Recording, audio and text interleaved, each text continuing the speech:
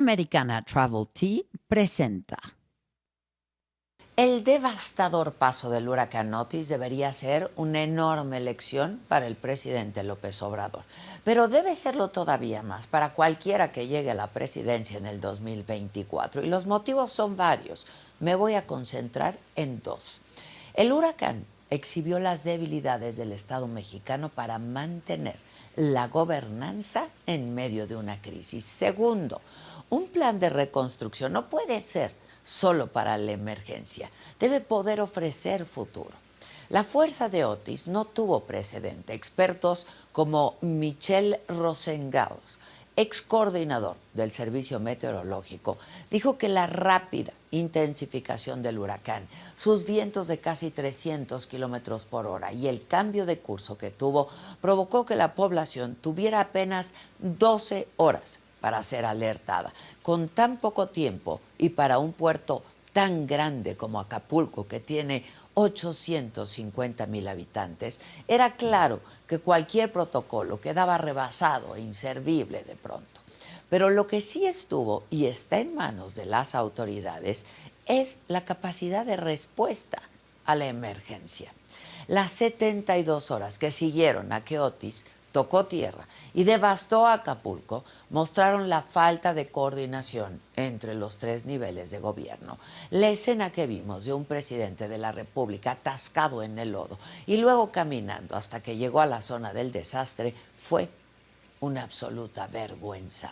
Es el jefe del Estado mexicano. Puede y tiene la obligación de usar todos los recursos a su alcance para cumplir con sus funciones. Porque en medio de la emergencia lo que debe comunicarse es eficiencia, no austeridad. El discurso no puede estar por encima de la tragedia de cientos de miles y sobre todo se debe actuar rápido, es una emergencia. Luego lo que vimos fue a personas vaciando tiendas de autoservicio en busca de comida y de otros bienes. Y era evidente que algo así pasaría, porque esa gente lo perdió absolutamente todo. Fue hasta entonces cuando el presidente ordenó el despliegue de más elementos de las Fuerzas Armadas, porque en la zona ya había militares con el plan DN3. Esto volvió a mostrar que el presidente ve en el ejército la respuesta a todo, pero también exhibe la ausencia de mecanismos locales para atender la emergencia y la nula consideración de la sociedad civil, de la iniciativa privada y del sector internacional en el cerebro de Palacio Nacional. Yo estoy convencida de que si el presidente hubiera hecho un llamado a empresarios a prestar transportes, plantas eléctricas, armar cocinas comunitarias o llevar caravanas de pipas con agua, más de uno le hubiera dicho que sí y hubiera coordinado la ayuda. Poco después vino una escena grotesca con la danza de cifras. Los gobiernos local y federal no se ponían de acuerdo en el número de personas fallecidas y desaparecidas. Y de hecho, ayer que no hubo mañanera, los datos del 8º día de labores fueron liberados hasta pasadas las 2 de la tarde. Esto exhibe el daño del modelo de comunicación centralizado y basado en el presidente como único vocero de su propio gobierno. Toda esa primera parte muestra que el Estado mexicano carece, como nunca, de mecanismos, insisto, para la gobernanza en medio de la tragedia. Falló en comunicar, falló en evitar un clima de inseguridad, falló en hacer un llamado de unión para que la ayuda de todos los sectores se volcara en Guerrero y falló en dar certidumbre de que el gobierno tiene una razón de ser en medio de la tragedia. La segunda fase, en el caso de Otis, está en el proceso de reconstrucción. El plan anunciado para Guerrero asciende a 61,000 millones de pesos. El secretario de Hacienda, Rogelio Ramírez de la O, estuvo en la mañanera del miércoles para detallar los 17 puntos que componen el plan.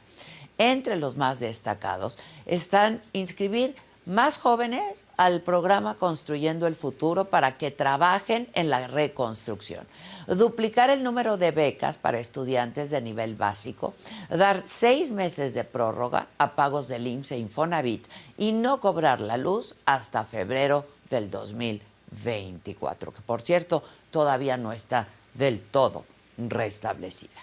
Mientras que para la reactivación económica se plantea un programa de créditos a la palabra, el no cobro de IVA, ISR y otros impuestos a empresas en Acapulco y en Coyuca de Benítez, y que Hacienda apoye con el pago de la mitad de los intereses a 377 hoteles que van a pedir créditos muy grandes porque los necesitan. Todas estas medidas son funcionales para la emergencia, pero no para construir futuro. En ninguna parte el gobierno menciona cómo se va a llevar inversión al puerto, cómo hacer que las fuentes de empleo se diversifiquen, cómo darle certidumbre a la iniciativa privada de que hay condiciones no solo medioambientales, sino de seguridad para poner dinero en Acapulco. Ni un plan de rehabilitación de las infraestructuras con reordenamiento, porque Otis mostró la pésima organización y distribución territorial de Acapulco. Otis es el fenómeno más devastador que ha tocado Guerrero, pero la fuerza de la ciudadanía, la gente trabajadora, es mucho y por mucho más grande. Acapulco debe levantarse y el Estado debe demostrar que es útil, eficaz, eficiente. Claudia Sheinbaum, Xóchitl Gálvez, la que sea que llegue a la presidencia, tiene que aprender y mucho de esta experiencia o estará condenada a repetir los mismos errores. Yo soy Adela Micha.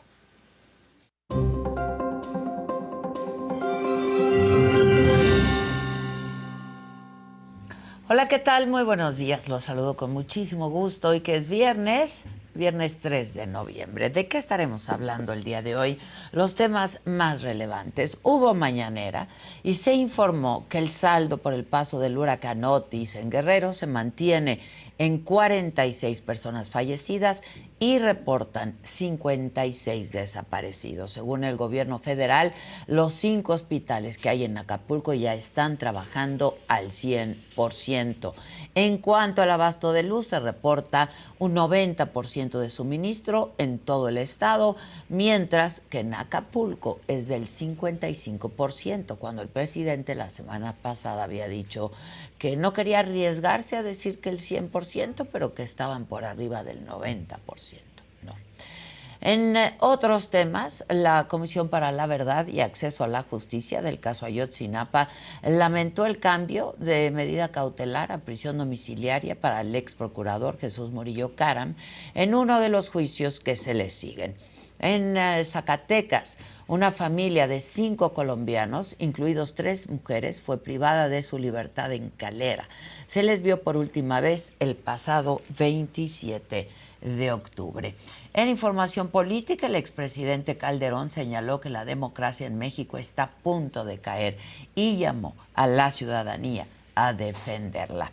En información internacional, mientras que Naciones Unidas alerta que los hospitales en Gaza se están quedando sin energía, Hamás mantiene una reserva de más de 200,000 galones de combustible para los cohetes que dispara contra Israel y los generadores que suministran aire y luz a su red de túneles subterráneos, mientras su gente, su propia gente, no lo tiene. En los otros temas, Nicki Nicole y Peso Pluma confirman su relación con un beso frente a miles de personas en el Pepsi Center. Acusan a Steven Tyler de abuso a una joven de 17 años que habría ocurrido en 1975. La modelo Athena Crosby, quien estuvo con Matthew Perry nada más, solo algunas horas antes de morir, recuerda su conversación y asegura que el actor estaba feliz. De todo esto y mucho más estaremos hablando esta mañana. Así es que quédense con nosotros. Desde ya comienzan a poner sus colorcitos en el chat. Comenten y, por supuesto, les pedimos como siempre, como cada mañana, que compartan esta transmisión con todos sus contactos para que seamos siempre una comunidad más grande, mucho más grande y siempre plural. Y no se vayan porque ya comenzamos.